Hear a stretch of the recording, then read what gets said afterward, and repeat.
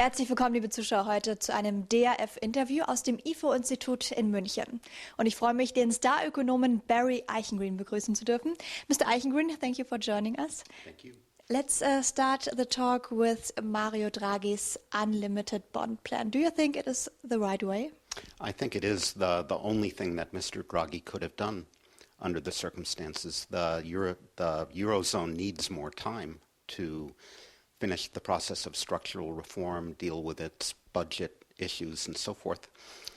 Mr. Draghi could not simply commit to unlimited purchases without conditions, so the purchases are linked to governments agreeing to a program with the European Stability Mechanism. You put those elements together, and yes, I think this was the right thing to do. But isn't it illegal?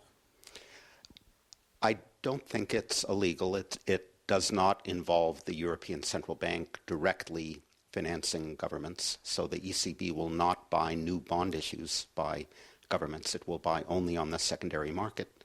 If new issues need to be purchased, the European Stability Mechanism will do that. That's the legal and proper way to proceed. Is it similar to quantitative easing, or wouldn't you say that? No, I don't think it's the same as quantitative easing. What the ECB will now do will be a selective intervention in bond markets. It will not be buying German bonds, for example. It will only be buying the bonds of governments that sign up with the European Stability Mechanism. And secondly, quantitative easing is unsterilized. It means an increase in the money supply.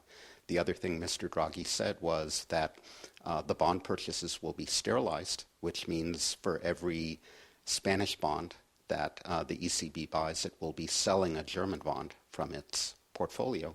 That's another reason not to expect inflationary consequences. Do you think the euro will survive?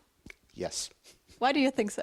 Well, I think the euro has to survive because the costs of breakup would be enormous.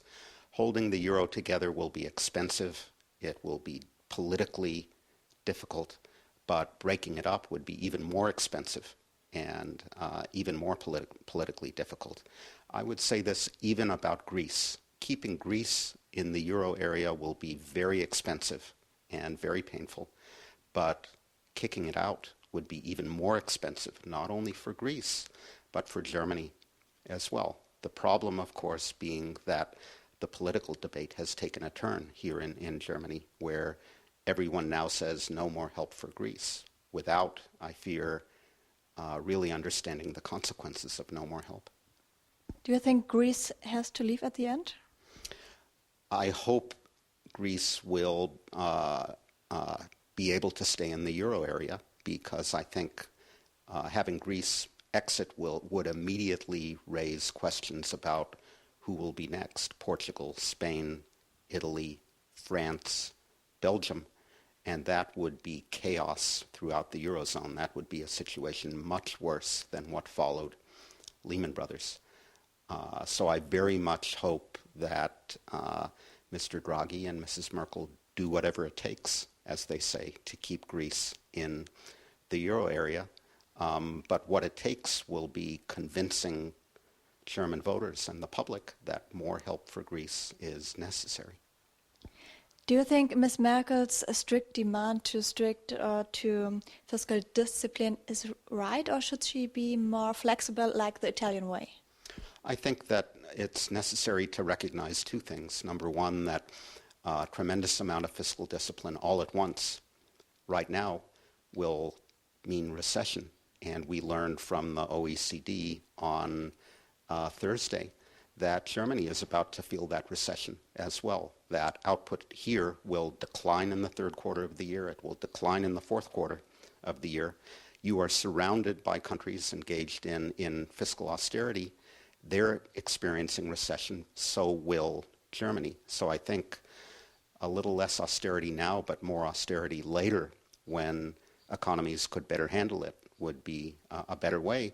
The other thing to recognize is that tremendous amounts of austerity can have unfortunate political consequences if the coalition in Greece collapses and extremist parties on the right and the left gain power as a result of the austerity demands made on the country, that would not be a good outcome. When the Brüning government collapsed in Germany over austerity, that wasn't a good outcome. Back to the euro, do you think introducing the euro was a good idea? It's hard to make that case now. I think the mistake was to make a monetary union without a banking union.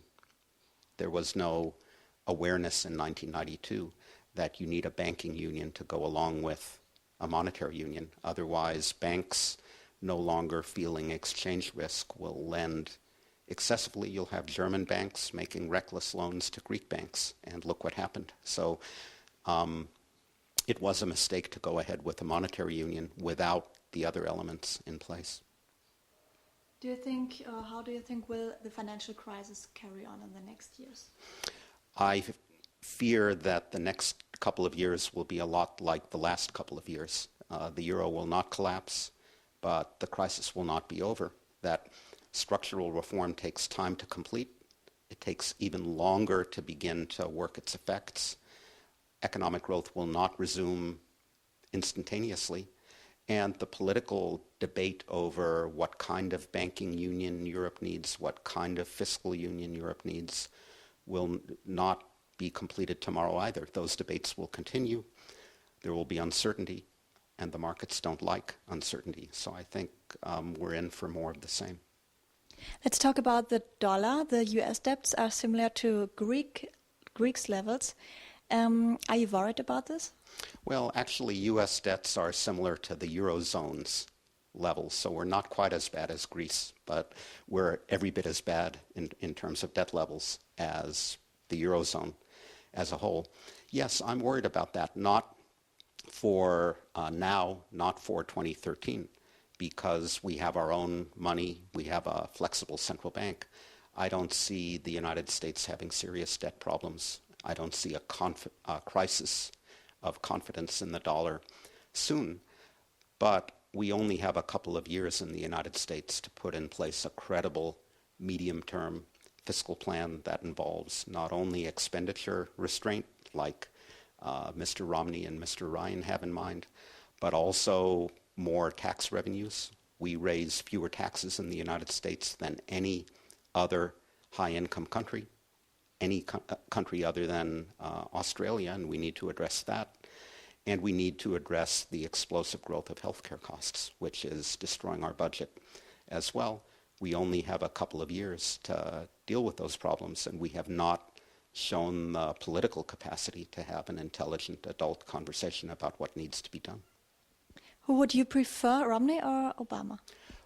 I cannot say anything supportive for Romney because he really hasn't offered an economic plan or program. All he said is, trust me, I'm a responsible person and I will do the right thing, but I won't tell you what the right thing is going to be. I think Obama is very much on the right track with his healthcare reform measures. I think that he is similarly on the right track in acknowledging that high-income earners ought to pay some more taxes. I personally would like to see his spending priorities be a little bit different, to see him spending more on education, infrastructure, less on some other things like defense. But you can hear from my answer, I'm more favorably inclined toward Obama at this stage, if only because he's telling people in a serious, detailed way what he has in mind. Mr. Eichengreen, 10 years from now, what will be the world's leading currency? Still the dollar? I think 10 years from now, the dollar will probably be the leading international currency, but it will not be the only one. If Europe draws a line under its crisis, I think international use of the euro will grow.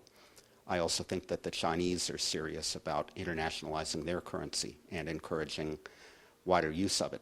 The dollar will be first among these rivals unless we in the United States do something to cause investors to lose confidence in it. If there is a dollar crisis, it won't be caused by the Chinese, it'll be caused by ourselves in the US. Mr. Eichengreen, thank you very much for the interview.